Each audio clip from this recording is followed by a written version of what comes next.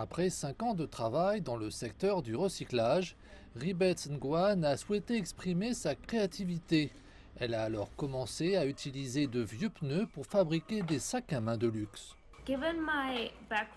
Compte tenu de mon expérience dans le recyclage, après avoir lancé ma première initiative de recyclage des plastiques, il était inévitable que l'activité suivante soit également dans le secteur du recyclage.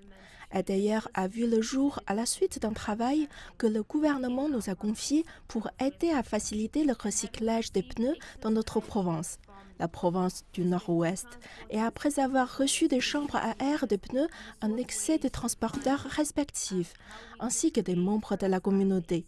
Nous avons cherché des moyens de trouver comment on pourrait créer des produits à partir de chambres à air en surplus, car c'était le seul produit qui n'était pas recyclé. On estime que 11 millions de pneus apparaissent chaque année sur le marché sud-africain.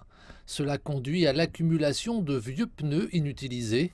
Malgré tout, le système de gestion des déchets du gouvernement qui a intégré le recyclage des pneus s'est amélioré. Le recyclage des pneus est désormais proche de 60%, mais utiliser ce caoutchouc n'est pas une mince affaire.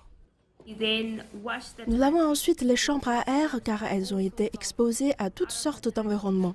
Nous essayons donc d'éliminer la saleté des chambres à air et de les rendre aussi propres que possible. Ensuite, à partir de là, elles sont rédigées jusqu'à l'usine, où elles sont traitées et découpées dans les motifs respectifs des sacs que nous fabriquons. Que ce soit les sacs de vente au détail que nous fournissons actuellement aux magasins dans différents centres commerciaux ou les sacs que nous fabriquons pour les industries minières et de la construction. Les chambres à air sont converties en ces sacs découpés dans ces modèles. Enfin, elles sont conçues pour devenir le produit final qui peut alors être mis sur le marché. Bien que nécessaires, les pneus n'ont jamais été considérés comme de beaux objets. Cependant, les sacs de Ribet Ngwan attirent de nombreux clients. Ces sacs ne sont pas seulement agréables à regarder, ils sont également extrêmement durables. L'espace nous a fourni l'opportunité de vendre au détail dans certains des plus grands centres commerciaux de notre pays, tels que Mall of Africa. Cela a vraiment augmenté nos ventes physiques tout en ayant eu un impact sur nos ventes en ligne.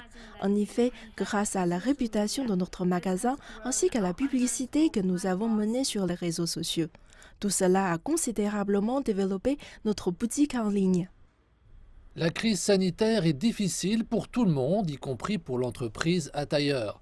Mais sa fondatrice a réussi à conserver tous ses employés. Elle envisage même de commencer à exporter vers le reste du continent africain.